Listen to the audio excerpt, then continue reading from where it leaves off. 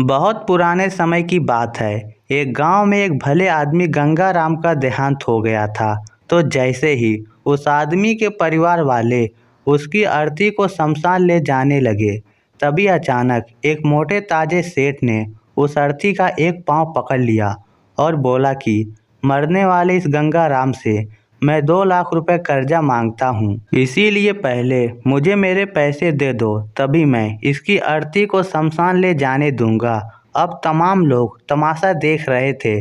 तभी उनके 3 बेटों ने कहा कि हम तुम्हारा कर्जा नहीं देंगे। पिताजी का कर्जा पिताजी जाने, और वैसे भी अब वह तो इस दुनिया में है ही नहीं। अगर तुम्हें इनकी अर्थी ले जाना है तो ले जाओ।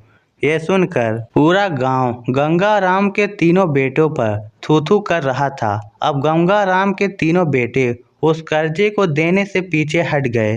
तभी गंगाराम के भाइयों ने भी कह दिया कि जब बेटे कर्जा नहीं दे सकते तो हम क्यों किसी का कर्जा भरें। अब गंगाराम की अर्थी को वहां रुके हुए बहुत देर हो गई थी। तभी यह बात गंगाराम की इकलौती बेटी तक पहुंच गई, तो वह भागी भागी अपने पिताजी की अर्थी तक पहुंची। तभी उसने देखा कि उसके पिता की अर्थी का एक पांव किसी बड़े सेठ ने पकड़ रखा था।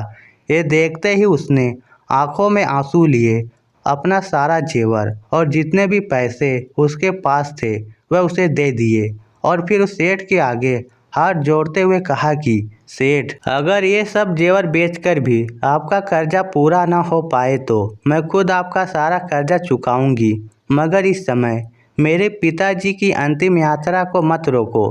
तभी उस सेठ ने गंगाराम की अर्थी का पांव किसी और को पकड़ाकर उसकी बेटी के पास आकर बोला कि मुझे माफ़ कर दो बेटी, दरअसल ये बात है कि मुझे गंगाराम से 2 लाख रुपए लेने नहीं बल्कि देने हैं। गंगाराम ने 3 साल पहले मेरी कुछ मजबूरी पड़ने पर अपनी एक ज़मीन बेचकर मुझे ये 2 लाख रुपए दिए थे, और वह तो इतना भला आदमी था कि मुझसे 1 रुपया भी ब्याज नहीं लिया।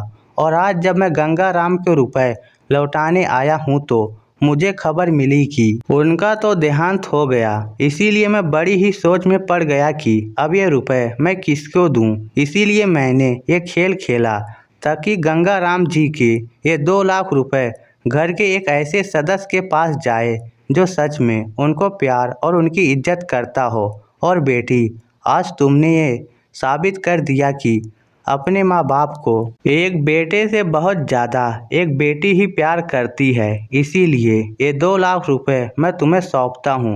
काश तुम जैसी बेटी हर घर में हो जो अपने पिता की इतनी इज्जत करती हो। यह सब देखकर गंगाराम के बेटे और भाई का सिर शर्म से नीचे झुक गया।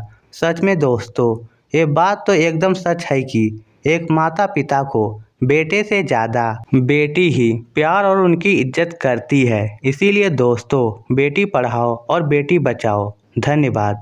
इस स्टोरी को लेकर आपकी क्या राय है, नीचे कमेंट करके हमें ज़रूर बताइएगा।